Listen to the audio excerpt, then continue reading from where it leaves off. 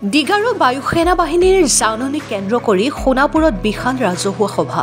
সোণাপুৰৰ মাজমজিয়াত স্থাপিত ডিগাৰু বায়ু সেনা বাহিনীৰ সীমাৰ পৰা 900 মিটাৰ দূৰত্বৰ ভিতৰত থকা সকলো নিৰ্মাণ কাৰ্য বন্ধ কৰাৰ বাবে বায়ু সেনা বাহিনীয়ে যি জাননী প্ৰেৰণ কৰিছে তাক লৈ তীব্ৰ উত্তেজিত হৈছে ৰাইজ। ডিগাৰু এয়াৰফ'ৰ্চ গো বেক, তেজ দিম মাটি নিদিও আদি শ্লোগানেৰে উত্তাল কৰে সোণাপুৰ। প্ৰায় 10,000 লোক উপস্থিত থকা অনুষ্ঠিত হোৱা বিশাল ৰাজহুৱা সভাত ৰাইজ আৰু বিভিন্ন দল সংগঠনৰ লোকে কয়, কোনো কাৰণতে আমি মাটি নিদিওঁ, তেজ দিম খিলঞ্জীয়াৰ ভূমি কোনো কাৰণতে দিয়া নহ'ব বুলি হুংকাৰ প্ৰদান কৰে। Bureau report, Arunoday Assam.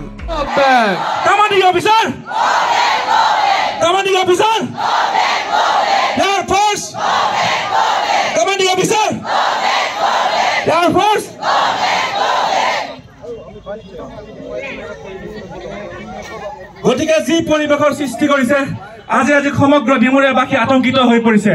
আজি এই সমগ্ৰ অসমবাসী আতংকিত হৈ যাব। এটা সময়ত এনেকৈ আমাৰ মাটি বাৰী সকলো লৈ যাব কাৰণে যি চেষ্টা চলোৱা হৈছে তাক আমি প্ৰতিৰোধ কৰিবৰ কাৰণে উগ্ৰকণ্ঠ নহয়, আমি সমগ্ৰ ৰাইজে তেজ দিবৰ কাৰণে সাজু হ'ব লাগিব।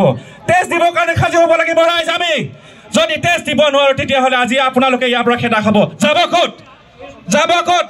আমাৰ মাটি ভেটি আমি কিমান সুৰক্ষিত ইয়াৰ কথা ক'ব গ'লে অতি লাজৰ কথা। আমাৰ হয়তো বহুতৰে পট্টাই নাই, মাটি পট্টা নাই, যাৰ কাৰণে ইমান সাহস পাইছে। আমাৰ মাটি পট্টা নোহোৱাৰ কাৰণে সাহস পাইছে। আজি ইয়াত কালি তাত আমাক খেদি ফুৰিব আমি কেতিয়াও সহ্য নকৰো। গতিকে আমি সকীয়াই দিব বিচাৰিম পৰাপক্ষত আমি ৰাইজৰ এগেইনষ্টত যায় তেতিয়াহ'লে ইয়াৰ পৰা চালন্ত হ'ব লাগিব।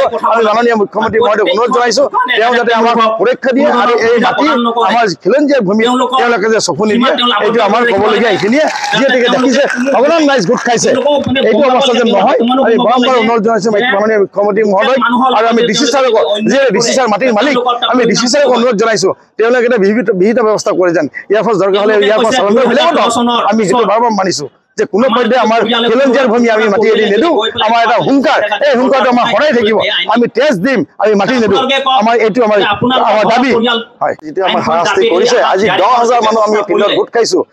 এয়াৰফ'ৰ্চৰ ওচৰত থকা মানুহ গোটেই আজি আমাক তেওঁলোকে বিহিত ব্যৱস্থা লৈছে, ঘৰ বাৰী এৰি যোৱাৰ ব্যৱস্থা কৰাইছে। আৰু এইটো কেনেকুৱা হ'ল?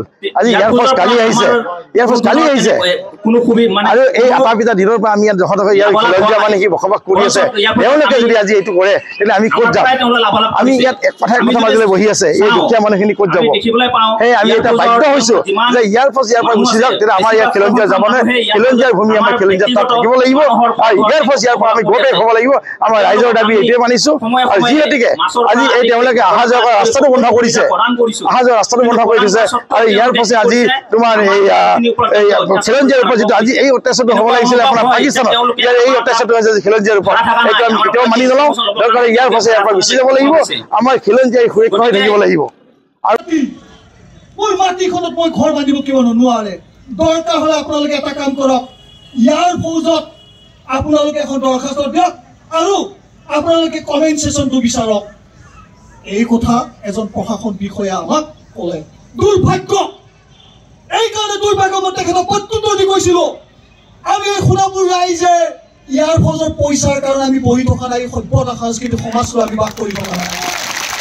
এই সভ্যতা সাংস্কৃতিক এই আমাৰ সমাজখনক বাস কৰি থকা একেলগে এই সমাজ আপুনি জীয়াই ৰাখিব পাৰিব নেকি? এইটো তেতিয়া এটা কথাত তেওঁ ফাঁকি মাৰি ক'লে এইটো মোৰ হাতত নাই, এইটো বোলে ইণ্ডিয়ান গভৰ্ণমেণ্টৰ, এইটো বোলে ডিফেন্সৰ বিষয়ৰ ওপৰত কৈছে। যদি ডিফেন্সৰ তেওঁ কিয় পথ আমাক প্ৰত্যুত্তৰ দি আছে? তেওঁ যদি একো নাজানে তেওঁ কিয় আমাক ব্যক্তিগতভাৱে সামাজিকভাৱে নটিফিকেশ্যন দাখিল কৰিছে? তেওঁ আমি কৈছিলো আপুনি যদি সঁচাই সামাজিকভাৱে এজন প্ৰশাসনিক বিষয়া সমাজৰ কাৰণে কাম কৰিব লাগিছিলে, সমাজৰ হৈ আপুনি কথা ক'ব লাগিছিলে, আমাৰ কিছুমানক সামাজিকভাৱে আপুনি যাই ৰাইজৰ লগত আলোচনা কৰিব লাগিছিলে যে এনেকুৱা হৈছে আপোনালোকে এনেকুৱা ধৰণৰ কি বক্তব্য, কিন্তু আপুনি কাৰো কথা নুশুনাকৈ একচেপ্টভাৱে